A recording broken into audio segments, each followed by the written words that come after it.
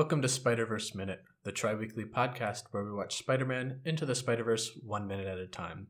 I'm Sean Slater. And I'm his sister Caroline.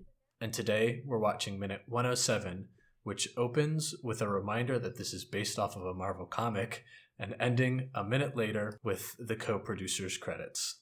I have titled this minute, Kaleidoscope Spider People, because I don't know how else to describe that visual. I think that's exactly the visual they were going for. Right? Okay, good. Then I got it. Yes, it's definitely a big kaleidoscope feel. It's really cool, but it's kind of trippy. I love it. There's a lot of, that happens at the very end of the minute, so let's work our way there. The first thing we get that I really like is the jumping from character to character through the I guess it's it feels like the multiverse kind of, but it looks a lot more just like cracked glass. Trippier. Yeah. The one thing I wish they would do, and it doesn't entirely work with the way this end credit scene was, but I wish that movies and shows, as they're doing the credits, when the character's name comes up or the actor's name comes up, I wish the character that they portrayed would show on screen as well. I think they kind of started with it where it might have just timed out that way, where Miles came running in and there's all the giant shoes around him, and then his voice actor popped up, and then it didn't really follow with the rest. But there's also they're only showing the 6 Spider People in this one, and so when Kingpin and Aunt May and MJ, all the side characters come up, then it makes sense that they don't appear in this bit, but it would be nice if they still did. I agree there.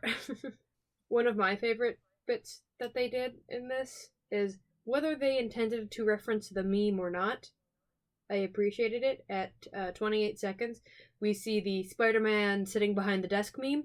Oh yeah, that is definitely a reference to that.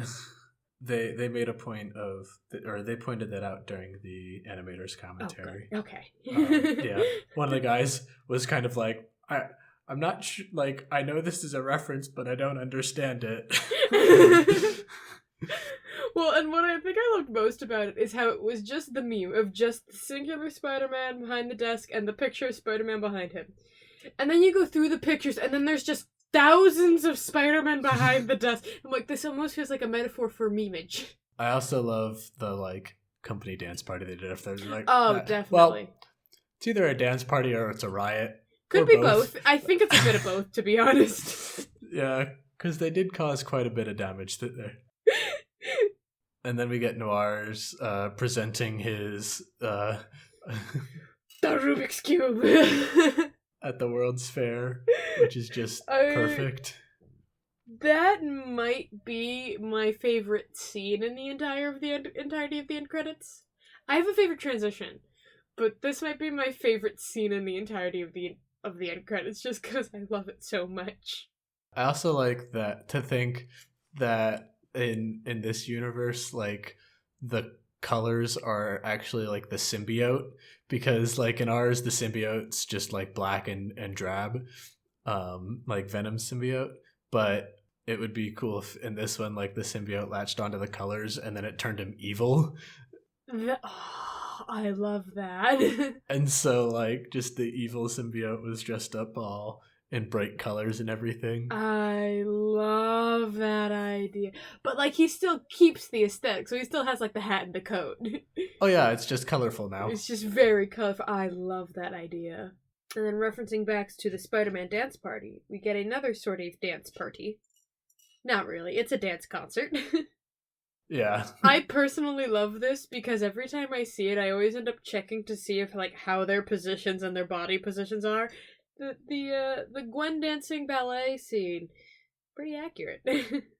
I also like how it feels a little militaristic, because all of the Gwens in the crowd are just standing there with their hands on their hips or something, and it almost looks like they're just kind of standing at attention watching the the dance recital. You're right, I never thought of that. I love that. Then we transition, after the militaristic went, then we transition into the less militaristic and more goofball Miles spray painting. Yeah. Do you think this is them modifying the original art that he did in the subway? And they're like maybe taking away or like covering up the no part of the expectations, and they'll try to like somehow get it so that they can incorporate the great in there? Or do you think this is them actually putting it up? I think this is them actually putting it up. Or, like, maybe touching it up. I don't think they're altering it. Yeah. Because Miles seems like one of those artists that's like, that's how I was feeling in the time, I'm not going to change it. I thought it was, like, I'm kind of... It turns a bit more into, like... I guess this is me, like, back-thinking it, but it feels more like these are evil iterations of a lot of the spider people.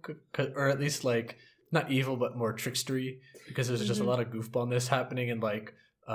not terrorizing each other, but pulling pranks and just being a nuisance to each other. And I feel like these are nuisance versions of Miles coming in and covering up his art, maybe. I see what you mean. That could be it too. I like to think it's just them going up and adding it into this goofball world because, you know, graffiti's kind of already goofy-ish. Not goofy, but like sort of that trickstery sort of like, we're gonna spray paint and hope we don't get caught type thing. Yeah. And then... Then we go into full absurdity. Well, not full absurdity, but at least the most absurd thing we've seen so far. Of Whack a Spider Person. Yes. I love it. I kind of want this game. You know what it reminds me of? No, it's okay. You know what it reminds me of? What? Do you remember the live-action Scooby-Doo movies? Yes. I think it's the second one, where Scooby and Shaggy go into a, like, rundown, like, dive bar, but it is filled with all of the unmasked monsters that they have dealt with in the past. I don't remember this part. In it, they had a whack-a-mole type thing, but instead, you were whacking one of the Scooby-Doo gang, one of the Mystery gang. Yeah, it does give off that vibe. If anyone else knows what I'm talking about, please let me know so I'm not crazy, and let me know which movie it's from. I think it's from the second live-action movie. I did like during the whacking part of this scene, some of the whacks line up with the music. Yeah. But it's only like the first 2 or 3, and then it gets out of sync, and I get sad. That hurts me as a musician. I'm like, oh.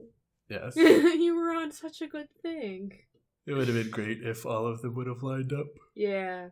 That might have been a little hard to do, though. Do you have anything else for this minute? No, that's everything I have for this minute. That is all I have for this minute as well. Thank you all for listening, and we will catch you on Friday with minute 108. Until next time, thanks for listening. Bye.